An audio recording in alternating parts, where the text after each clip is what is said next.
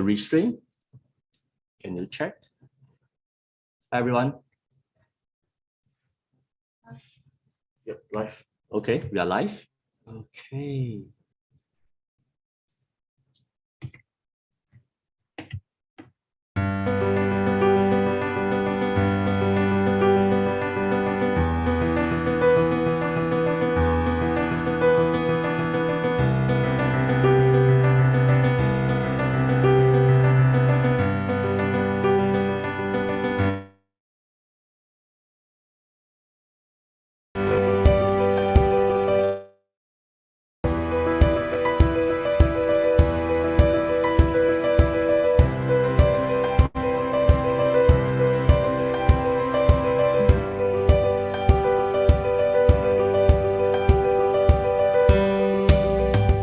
First of all, wish you a very, very successful book launch.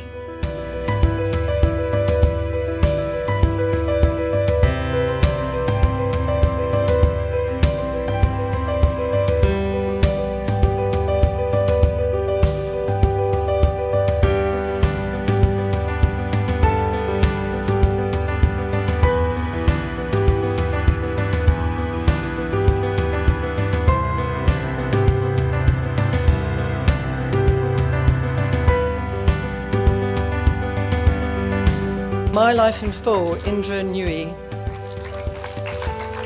Raw Business, Christian Nellerman. And Small Actions, Eric Sim, and more gender reassigning, and Simon Mortlock. Well done.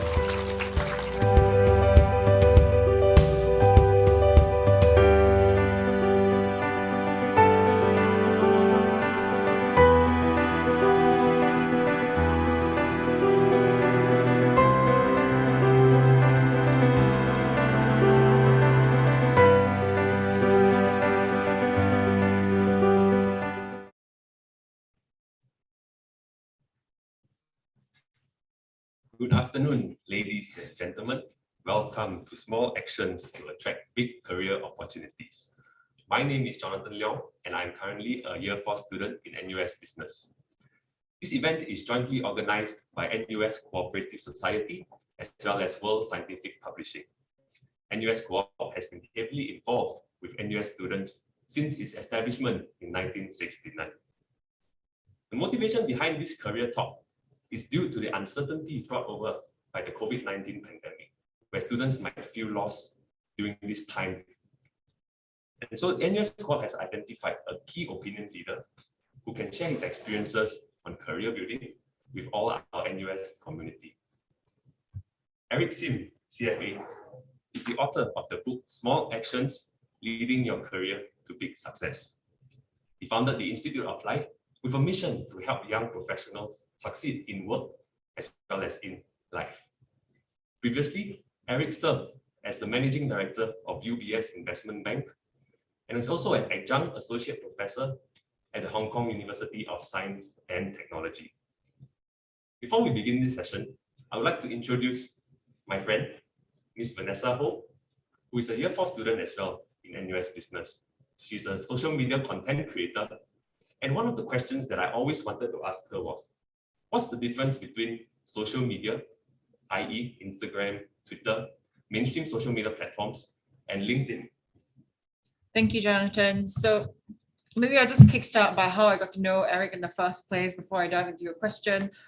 So I've met Eric a couple of times in the seminars that he have conducted in NUS Business School. They range from topics from networking to personal branding and many more key skills that were quite important for people from business school and others to develop ourselves online as well as to be successful in our career, even if it's just applying for internships. So I learned quite a lot of key skills from there that I've implemented on my personal branding, plus also in my career journey when I'm applying for jobs, especially during the last year's job hunting season. And then Jonathan's question on the difference between LinkedIn and Instagram, which I'm quite familiar with, having done content creation for many years right now, is that LinkedIn was where I really got the most value in my professional life.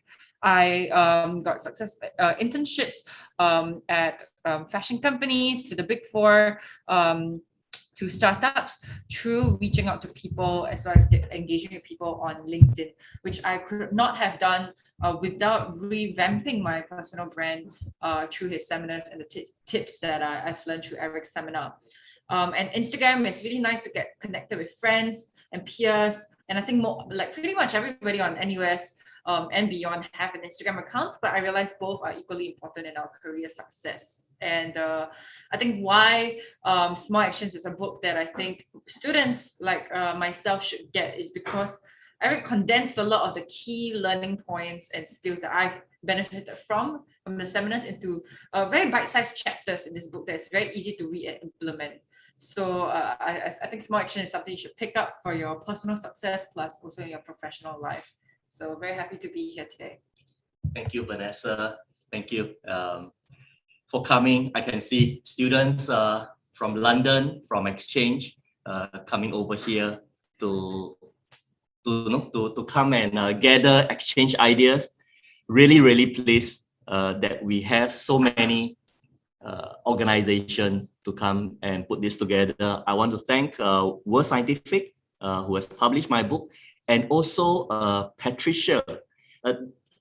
Patricia is from NUS Co-op. You know, it's near the library. Let me move my seat to here, and I can perhaps use this camera down here. Hey, Patricia, you want to come over down here? So sure. That day, I walked into Hui Yan, who is my the marketing manager of my book from World Scientific. She said, "Hey, your book is in NUS Co-op." I said, "Wow, that's interesting." So I went to NUS Co-op, want to take a photo. I was in my shorts and t-shirt. Then they say, "Who are you? Do you have student pass? Are you a staff?" I say, "No, I don't have." Then I got no choice but to reveal I'm the author of a book. So your author, which book? Small Action. No, we never heard of it.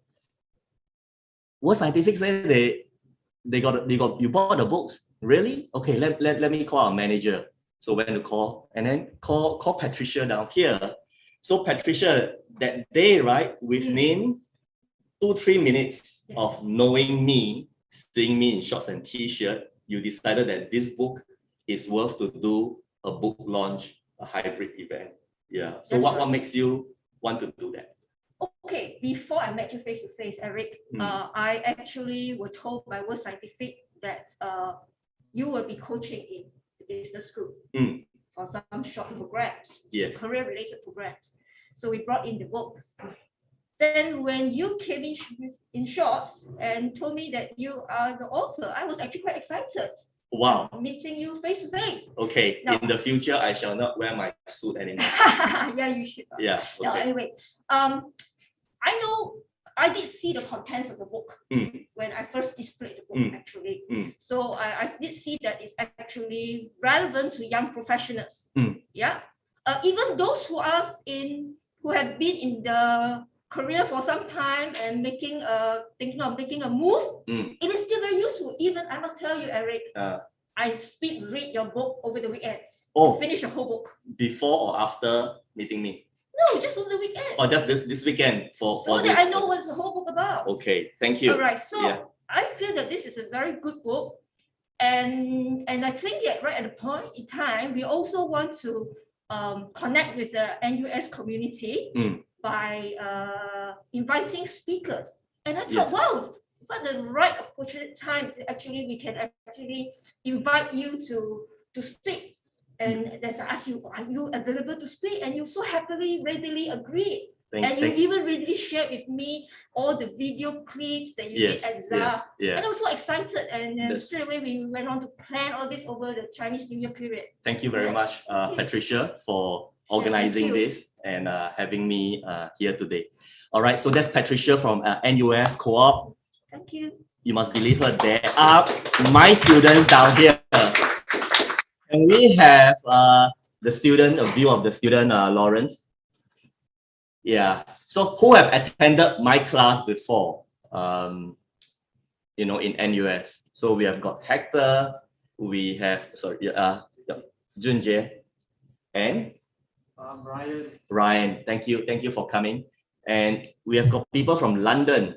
Vivi, you have attended my Clubhouse event, Yeah. all the way flying in from London just to attend this event. So amazing. And the 2 exchange students, you say you have been following me. You have been following me before I came? Yeah, before coming to Singapore. So yeah, come over and just say hi to the audience. Yeah. Yeah, both of you can come. Come. Come, don't be shy. So just come and say how you got to know. Yeah, please. Yeah, all right. So Yes.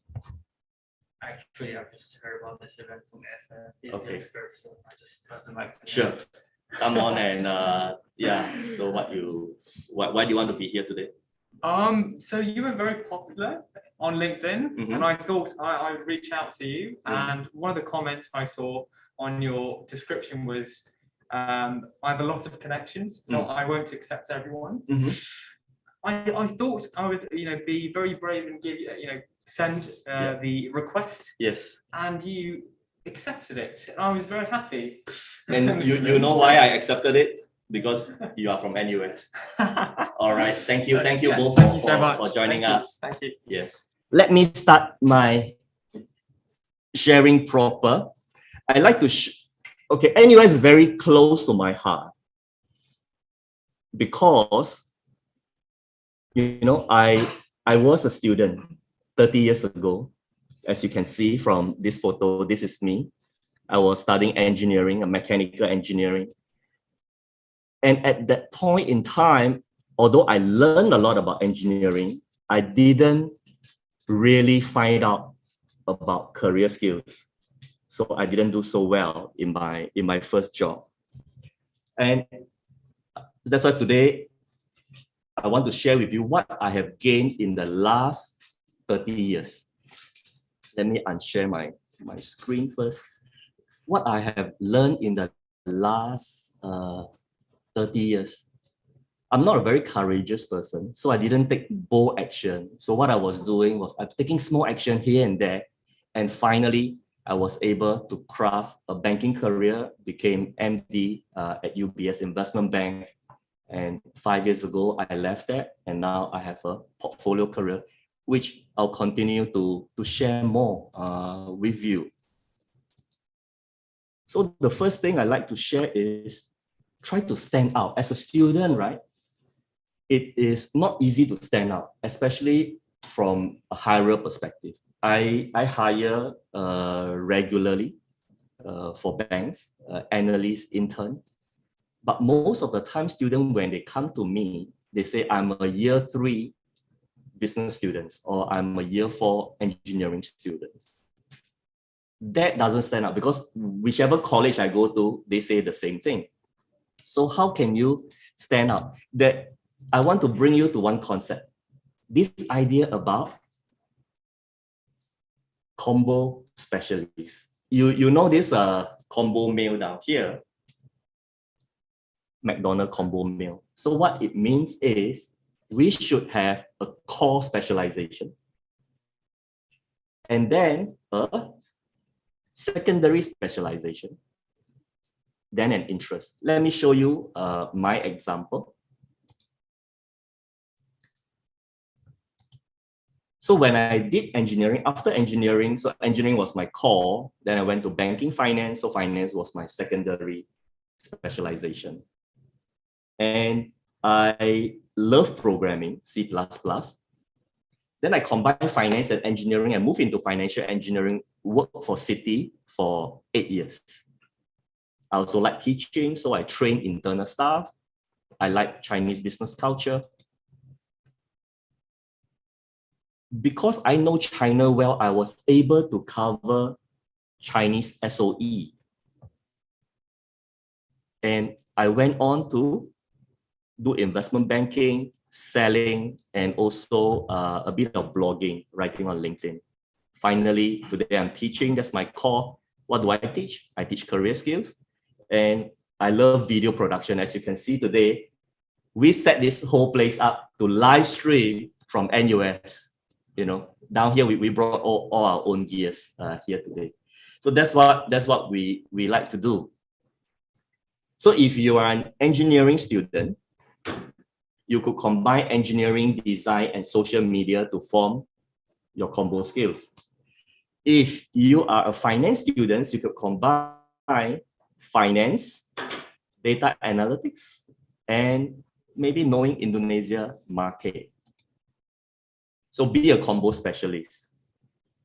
And with that, I want to share my screen. Just now I haven't shared my screen yet.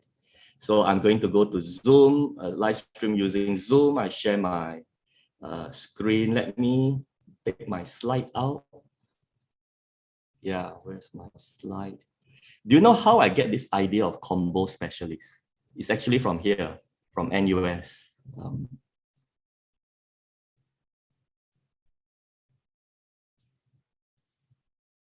In September 2020, I read an article. University need to tear down subject silos. It was written by NUS President, Professor Tan Eng Chai. What did he say?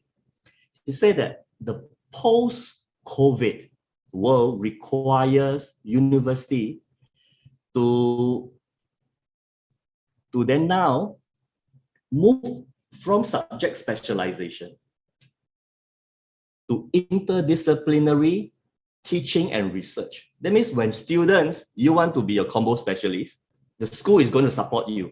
You now can easily take subject from different faculties. If you're an engineering student, you can take design from architecture because now it's combined. Humanities, you can take science. Science students, you can take psychology. So that is so brilliant. He's a visionary and I really, really admire him. And also, I think you are in good hands. So that is one. Be unique. Number two is to build your network beyond school. It is super key. And just now you heard Vanessa saying that how she, through LinkedIn, got to know some people, got her internship, got funding. So the benefit of external network, you gain industry knowledge because you're going to speak with people from the industry. So just now you heard one of the exchange students connected with me. If he now knows, hey, I want to know investment banking. If I don't have the time, I'll introduce my ex-colleague from investment banking to him. He wants to know about startup. My startup friends can help him out as well. Job referrals. I may not give you the job, but I have a lot of HR friends and my friends, they are hiring. I can also refer them to you. Mentorship. I may not have the time, but I do have a lot of people around my age or my level. They are dying to give back because they make so much money and they still don't have fulfillment in life. So if you let them mentor you, you are helping them. So please help my friends.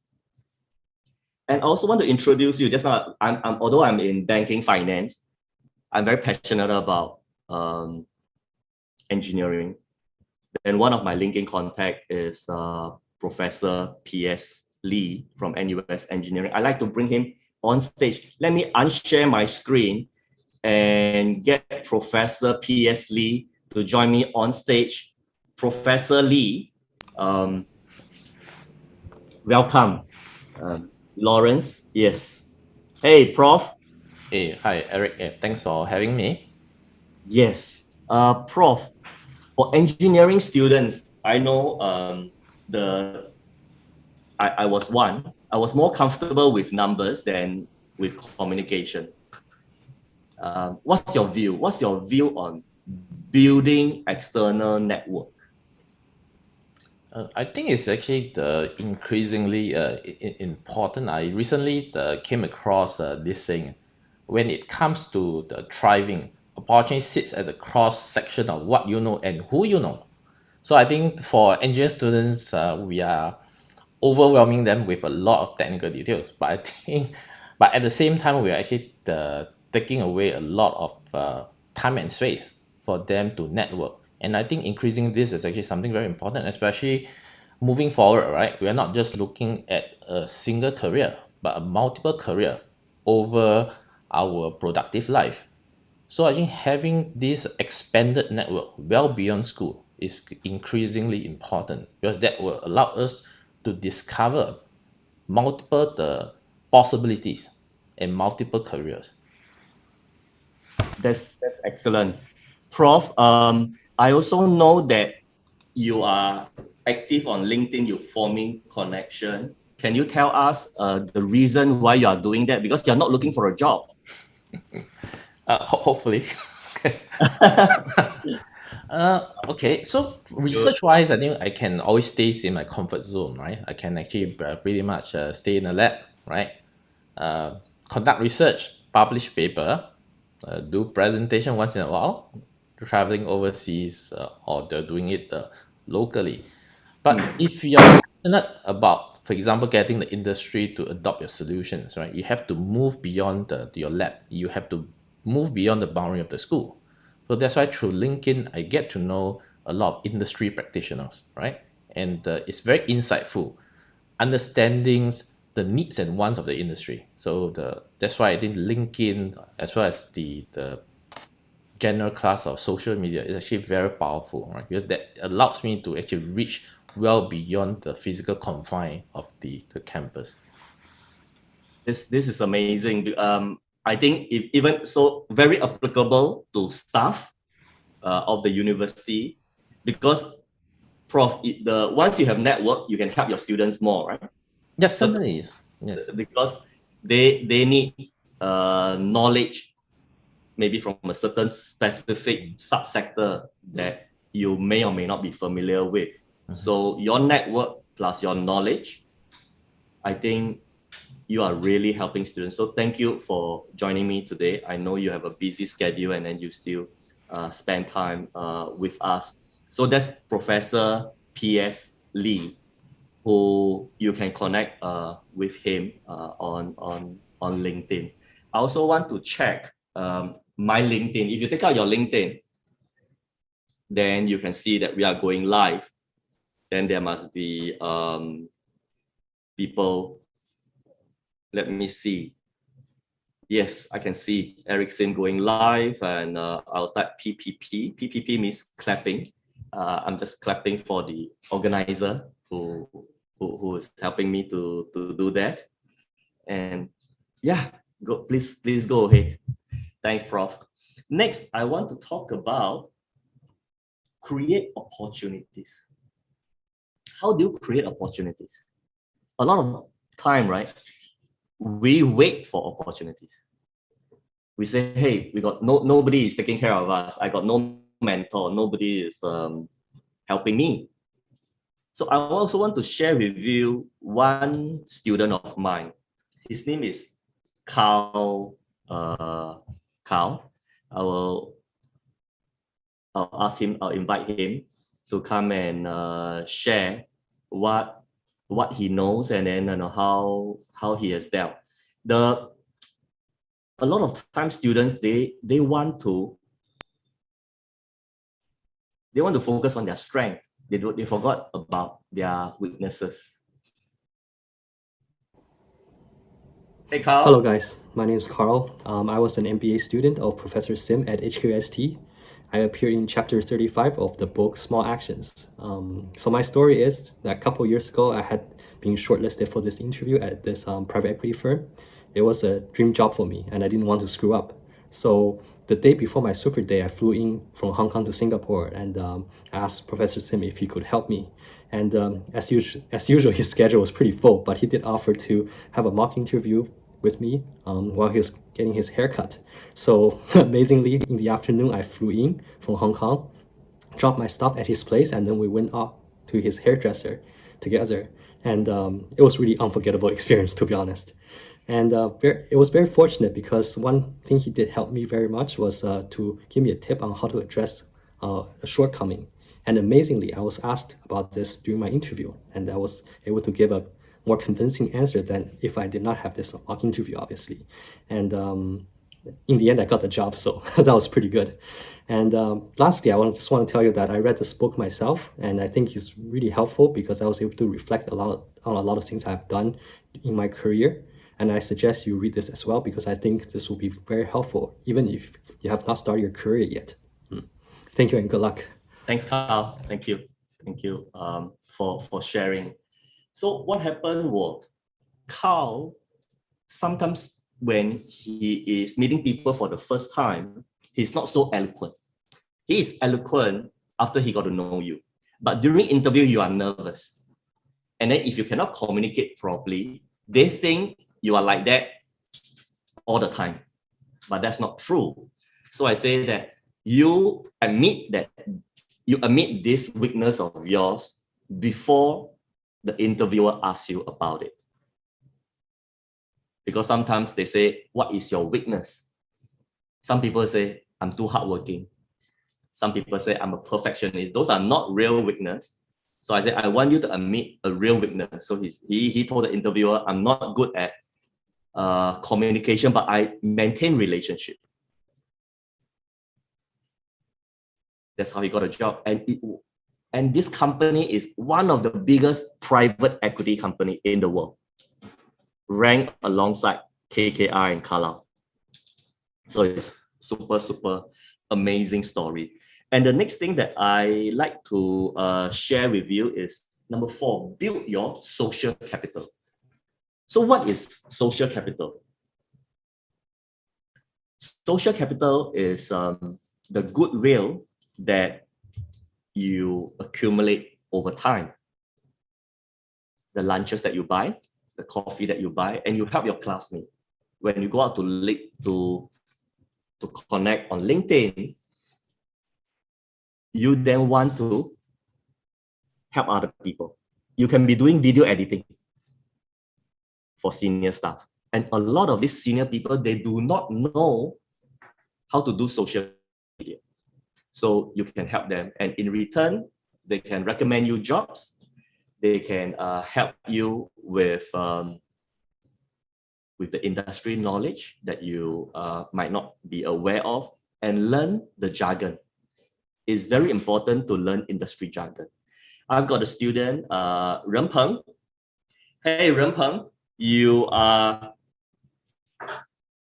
attended my class before. So tell us, what you have learned and how you have implemented social capital after attending my class. Thank you, Eric, for inviting me to do this sharing. My name is Ren Peng. I actually graduated from NUS Business School last year and currently working as a financial advisor at AIA. I think I first knew Eric when he was a guest lecturer in my entrepreneurship class, 360-degree business innovation. And what caught my attention was how he amassed over 2 million followers on LinkedIn. And there are 3 things that I learned about, I respect a lot about Eric. First thing is his consistency and work ethic.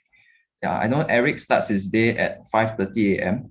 and this is a very common trait amongst very successful CEOs. They get up between 5 to 6 a.m. to get most of their work done.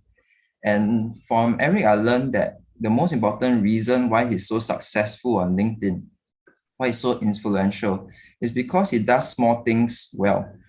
He has been writing posts on LinkedIn religiously every Tuesday morning for the past many years.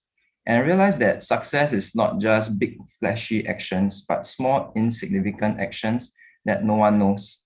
And I think that was one of the key messages shared in Eric's latest book, The Small Actions. And the next thing I learned about Eric is his wisdom. For me, in my line of work, sales is very important. And I often go back to Eric to get some tips from him on how I can perform better in my job. And I think Eric is very knowledgeable and is very wise. And he's taught me many key strategies in sales on how I can form effective connections and build close business relationships with my clients. And the last thing I learned from Eric is his adaptability. One good example is today's Zoom. You see that the way he conducts his Zoom presentation is very unique from the ones we usually see outside. And for me, Eric is someone that I always look towards to know what is the industry trend. So in terms of social capital, I'm very fortunate to get to know Eric. Without knowing him, without his guidance, I would not be able to achieve the success that I have in my workplace so far. So thank you, Eric. That's great. And one tip for anybody on social capital, for people listening in, what do you do to accumulate social capital? I think one thing that I did is I'm comfortable in stepping out of my comfort zone. I think one of the things I did right was to approach you after the guest lecture. I think normally students will be very afraid to approach a guest lecture or to ask a few more questions after class when everyone is going back home.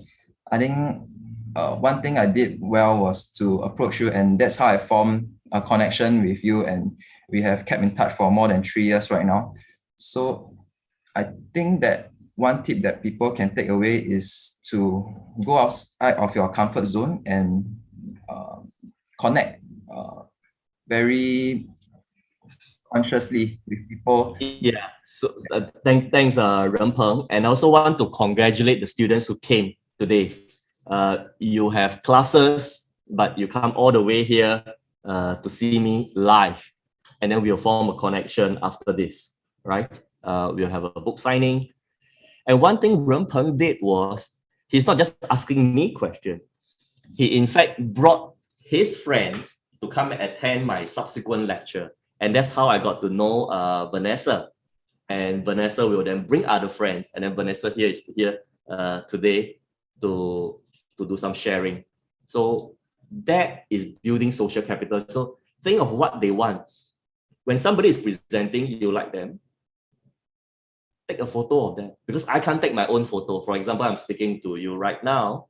I can't take my own photos. And then if I don't have Jason down here, so if you can take a photo and then there's a reason to connect with the speaker. Hey, great speech. This is the photo I've took of you.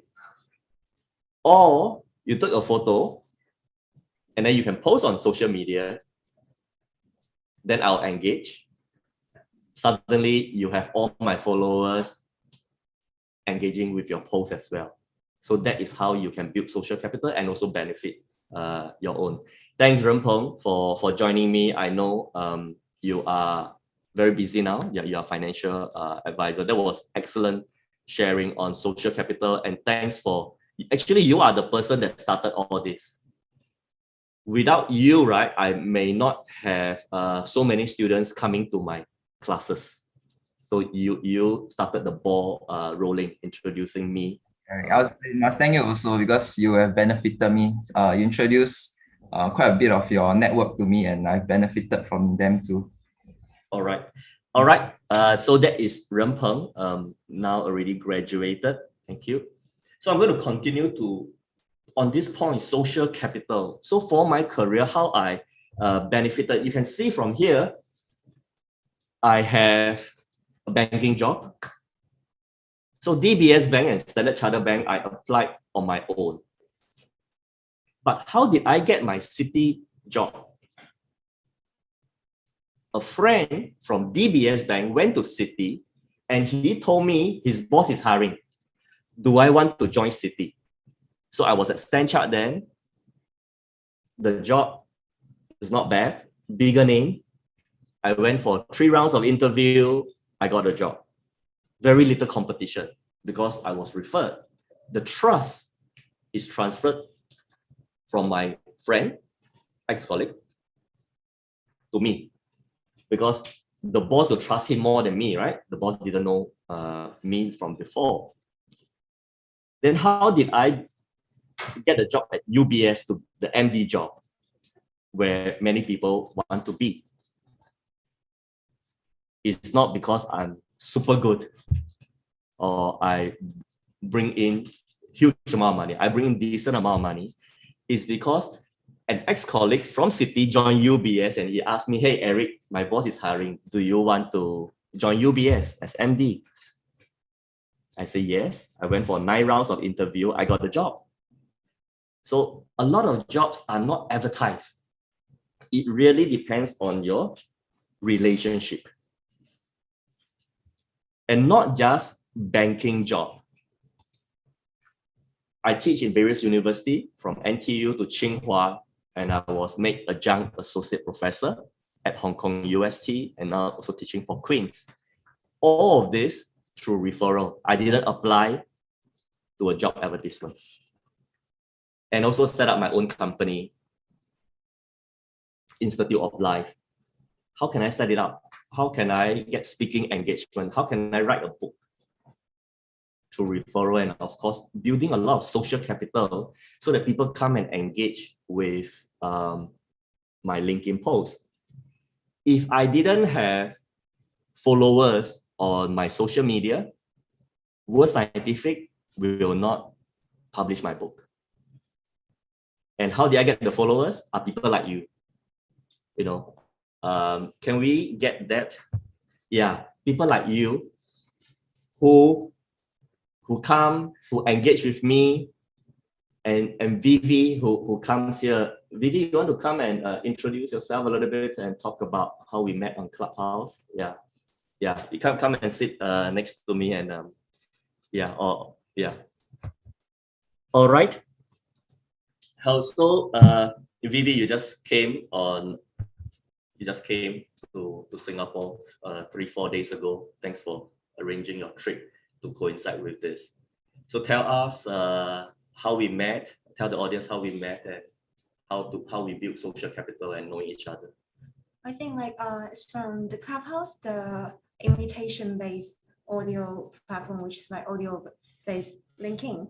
So I think we met each other on Clubhouse last year, right?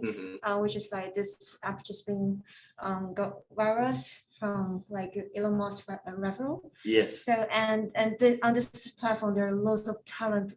Like Eric, I'm really glad to meet you on there. So I remember clearly I go to Singapore because one of the reasons Singapore like has Eric. Yes. And yes. also like for this platform as Clubhouse, Eric also like open some really amazing Clubhouse room, and also Eric invited like a few really amazing speakers, which we can see like those speakers are really talented and really awesome.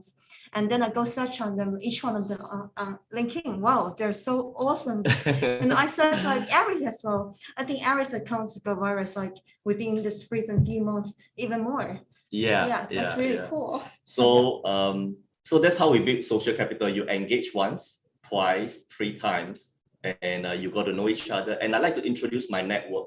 Like today, all of you come, so there's a commonality. So please stay behind and have a chat. I want to spend time with the people who are here. Thank you, Vivi, and of course, thanks for visiting me.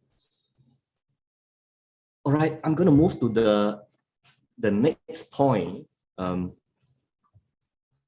All right, then I'm here. I'm back again on this camera. So you can see that I'm switching camera from camera 1 to camera 4. So this is how we do our live event. So I will let the people see you, say hi, and wow, that is so nice. That's fantastic. Thank you so much. Yeah, I'm going to go on to the last point. Yeah, I'm going to go on to the last point. And my last point is failure is not fatal. So I failed many times in my career. My first job, right? I didn't do well. You know, I was an engineer. So I joined DBS Bank. I got zero. I've got zero social skills. So I decided to call it quit and went to Lancaster to do my master's in finance. I came back. I thought, you know, with a master's, trained in London, I should get more jobs. No, I didn't get more jobs. So what happened was, it was 1997, and it was Asian financial crisis. And in Asian financial crisis, suddenly the job that I wanted all disappeared. So then I changed tack. So failures, especially at your age for a student, is not fatal.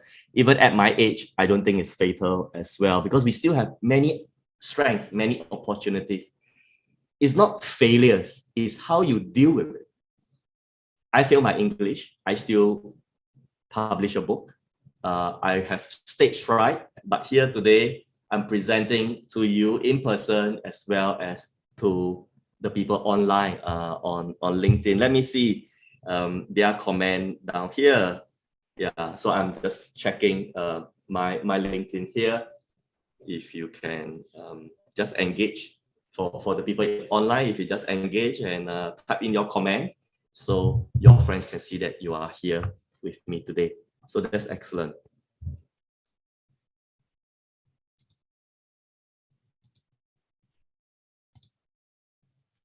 So now I want to share one video from a student before I end the presentation.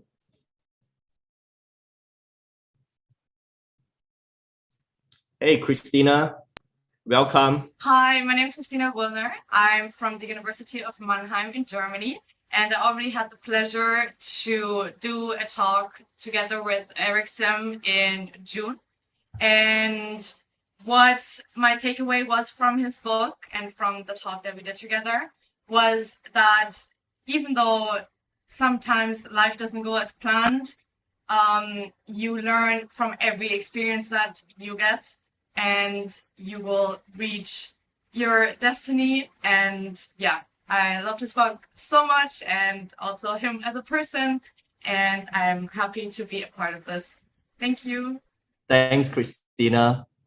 So nice to have you come share your experience. Yeah. So Christina organized an event for a German university called University of Mannheim, a very top university. And I was really happy to get to know German students as well. And with that, right, that's the sharing that I have for you, the 5 points. I now want to open up to question and answer that you may have online or offline.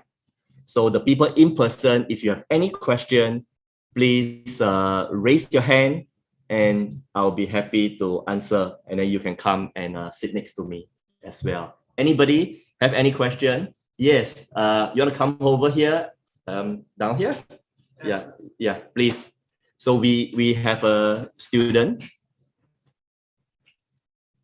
Yeah. All right. And so please give a round of applause for this first student. It is very difficult to answer the first question, but the first question, the person who asked the first question, usually people remember you better. Introduce yourself and what question do you have? All right, so thanks, Eric. Hi, everyone. So I'm Ryan. So I mean, I've read your book already, so I know one of the chapters you're already saying, ask the first question. Yes. So I'm just applying right now. You're applying right now. Ask the first question. That's what I wrote in the book, and you implementing it right now. Yes, I mean, because there's many points just now you raised. It's all in the book actually. So yes, I highly recommend have a quick run through of it. So for me, my question is more of your social media game, because I think most of us follow you on LinkedIn. Yes. Then I realized that actually you engage so frequently that it's even more than like people who spend all their time on the phone. Yet you can still do so many things at once. So my question is, how do you do that? Like, is it extreme time management or? Yeah. If you see me on social media or in person, you see that I always wear white shirt and a blue suit. So I don't need to decide what to wear whenever I go out. I have only one pair of jeans, which is what you see me wearing today. That's it. So I keep things simple. I have like 3 restaurants that I go to entertain in Hong Kong, in Singapore. And I try to remove trivial decision. I buy things in bulk. I'll buy things like 1 year, sometimes even 2 years supply. So that's what I do. And I write down everything in my calendar. So I don't use a to-do list. I use a calendar because the to-do list is too taxing on your brain. I wanted to write my book for 6-7 years. You know why I didn't? Because my to-do list is write a book, pay taxes, call my mother in the same to-do list. So calling my mother is more important than writing the book. So I never got on to write the book. So I put on my calendar. I don't write a book on my calendar. I say, think of an outline for this book. So Saturday morning, Sunday morning, I say, think of the book title. Yeah. So this is what I do. Ryan, thank you for asking a question. Thank you. Thank you. No problem. Anybody else want to ask? Yes, Hector.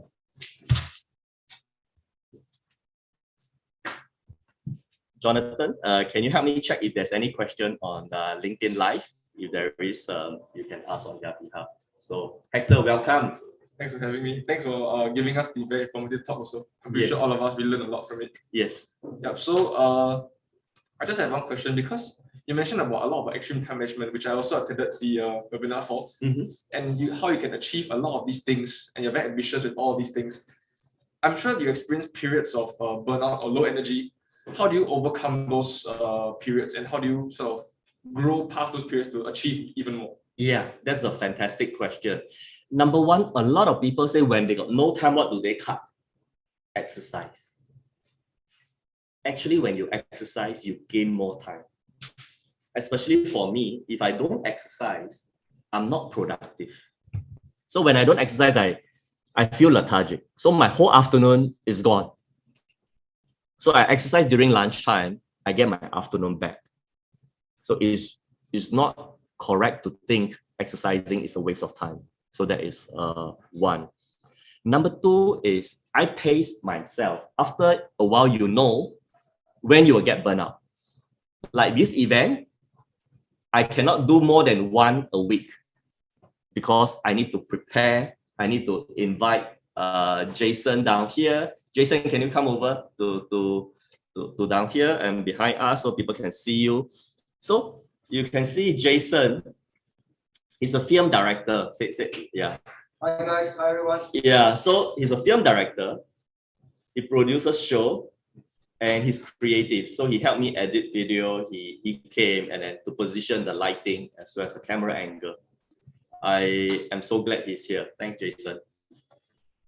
So it takes a lot of coordination. I cannot do this more than a week because after that I'll be completely burnt out.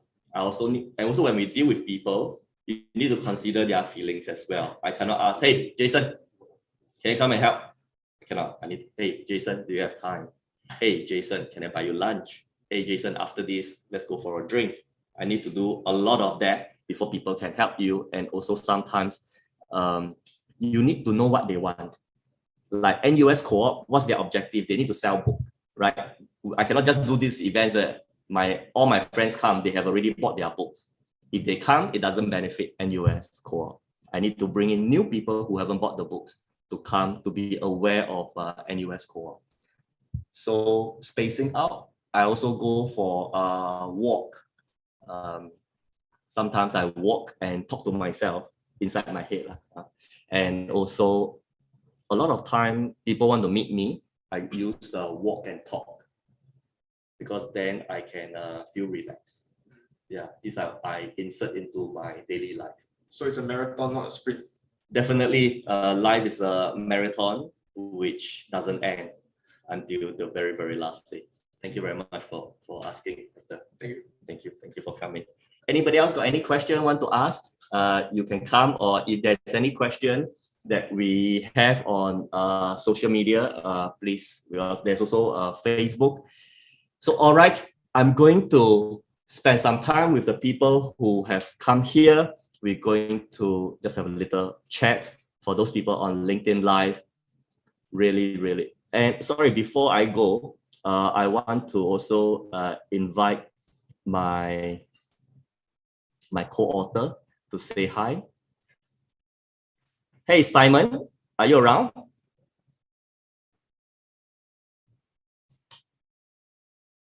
Okay, Simon. So I also have my co-author, Simon Morlock. I hope he's here. I think he's here. Hey, Simon. Hey, Eric, how are you? Hey, so good to have you. Simon, this is the first time we are appearing together. Simon is my co-author. He is now based in the UK. So welcome, Simon. I don't know whether you watched LinkedIn Live just now. You can see in front of me, there's a big group of students all reading your writing. So I tell the story, Simon wrote it. My English is not so good to write that. Yeah. If you know me well enough, you know I fail my English. Simon, any tip for students or any resources that you can share? And also please share with us a bit of your experience writing the book with me. Yeah, absolutely. So thank you, Eric. So by way of background, I had the pleasure of collaborating with Eric on the Small Actions book. And I think I've also seen my own career benefit as a result of that, actually, Eric. For example, helping to write Small Actions actually gave me a side career, which is something that Eric recommends doing in chapter 2 of the book. So I can now officially call myself a book author, which is, I think, greatly added to my own CV and isn't something I could have achieved just by doing my day job. So I've also started thinking of myself as my own CEO, which comes from Eric's advice in chapter 4 of the book. And since adopting this sort of Eric Sim CEO mindset, I've taken more control over my career and, secured a new role in my company, eFinancial Careers. So you may have heard a bit about eFinancial Careers as a portal for finding jobs in financial services and for reading news about the job market. But as a student, I think you might also be interested in an ebook that we recently published, which is free to download as a PDF and is specifically aimed at giving students and fresh graduates an in-depth guide to different career options in investment banking. So this guide is called Careers in Banking and Financial Markets. It runs to about 70 pages, and it starts with helpful information explaining the investment banking industry, such as the differences between the front and back office, the graduate application timeline, advice to applying for banks, and useful tips on creating CVs. The guide then explains really specific career options within investment banking, like M&A, sales and trading, capital markets, risk operations, tech, and it also looks at careers in private equity and hedge funds. And all this saves you searching through a lot of different websites to find information about career paths. All the information is there in one place. So if you want to download the guide, just search for eFinancial Careers Banking Careers Guide. That's eFinancial Careers Banking Careers Guide. So I hope you find that guide useful if you look at it, and perhaps it will inspire you to find your own niche within the banking sector, because there are so many career options available in banking, especially in a big banking hub like Singapore.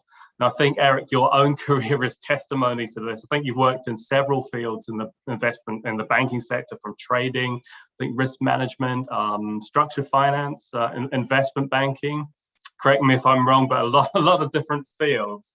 So your own career is testimonies to the different types of career options in banking that this guide will help you with. Well, thanks very much, Eric, for the opportunity to speak. And I remember it was a small action of including you in an eFinancial Careers article about top bankers in Hong Kong, which led to the eventual success of the Small Actions book.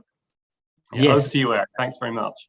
Thank you, Simon. So Simon featured me in 2016 in eFinancial Career as a star banker. I didn't know him then. I said, who the hell is this guy? He doesn't even know me. How can he rank me as a star banker? And I don't want to get that name without credentials. So I asked him, do you really check? yeah, he said he did his homework before he put out that article. So I got to know him, and soon we collaborated on many articles. And finally, I asked him to co-write the book with me. So thank you, Simon. And this is the first time Simon and myself appearing on the same Zoom. Thanks, Eric. All right. Thank you, Simon. And with that, just to give you the summary. So what we have covered today, number one, be unique. Find your combo. Number two, network externally. Like today, among students, we have got a few practitioners down here online as well. And number three, create your own opportunity. Create your own opportunity. Go and ask the speaker, take a photo, send it to them, reach out, ask your question, and build your social capital. Help people. Have your own skills, and then help them with video editing, with programming, whatever skills that you have, use it. And finally, failure is not fatal. Thank you very much. Thank you.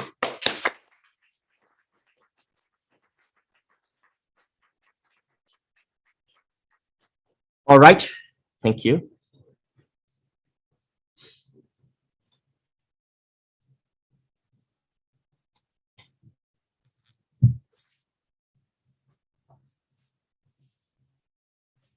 Can we end the registration?